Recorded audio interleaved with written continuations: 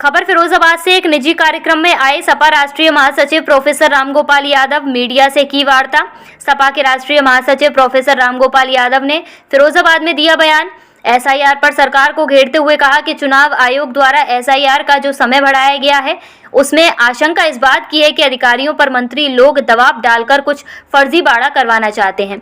अब तो यहाँ एक उप मुख्यमंत्री आए, मैनपुरी गए और मुख्यमंत्री मुरादाबाद गए और मंत्रियों की ड्यूटी लगा दी।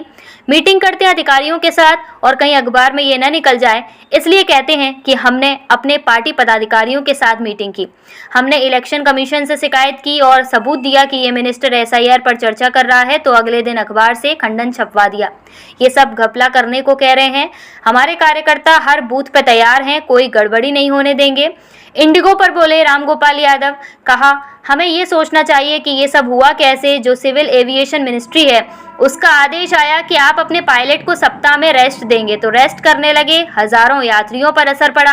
भारत की सरकार एक अन्य एयरलाइंस को फायदा पहुंचाना चाहती है। एक बड़ी एयरलाइंस है, उसको टाटा ने खरीद लिया है, वो टाटा से अडानी पर पहुंच जाएगी। मंशा ये है कि एक पर्टिकुलर कंपनी को फायदा पहुंचाया जाए।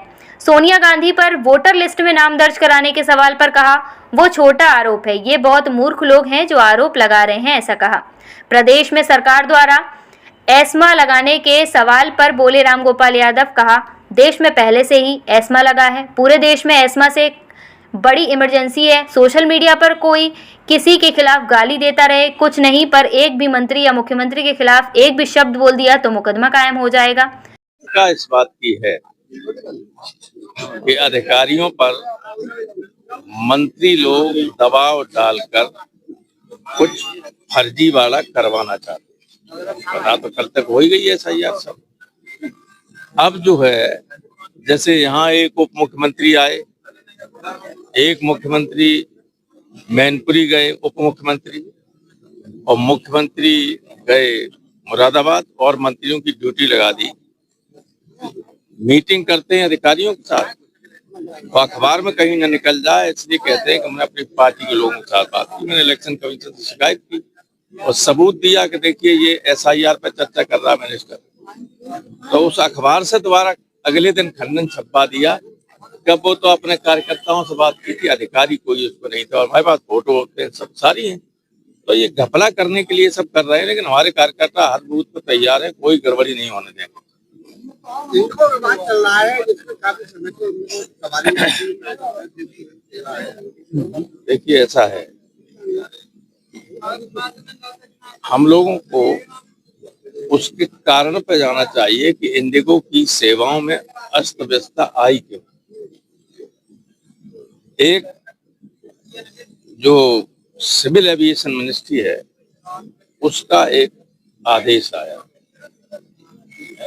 इंडिगो को कि आप अपने पायलट्स को सप्ताह में एक दिन 2 दिन ये रेस्ट देंगे क्योंकि ये थक जाते हैं। तो सबसे बड़ी ये है एयरलाइन इंडिया में, उसमें अगर पायलट्स हर सप्ताह में अकस्मात ऑलोपेशन आदेश आया कि आप रेस्ट करने लगे, कुछ तो रेस्ट करने लगे, तो रेस्ट करने उड़ाए कौन पे, तो लगभग हजारों फ्लाइट्स पे उसका असर पड़ा। यात्रियों को बहुत दिक्कत हुई, इंडिगो पे गाली पड़ी। लेकिन मैं जानता हूं कि ये व्यवस्था इसलिए की गई थी क्योंकि भारत की सरकार एक दूसरी एयरलाइन को फायदा पहुंचाना चाहती। आप देखना 4-6 महीने बाद एक बड़ी जो एयरलाइन है हमारी, जिसको टाटा ने खरीद लिया है, और टाटा से भी अडानी के पास पहुंच जाएगी। और मंशा सिर्फ ये है कि पर्टिकुलर एयरलाइन को लाभ पहुंचाया जाए, इंडिगो को भी कमजोर किया जाए। सोनिया गांधी पर आरोप लगा है कि वो झूठा आरोप है। बड़े मूर्ख किस्म के लोग हैं जो इस तरह का आरोप लगाते हैं। एस्मा लगाई, एस्मा इस देश में तो अनडिक्लेयर्ड इमरजेंसी है, एस्मा से बड़ी इमरजेंसी है।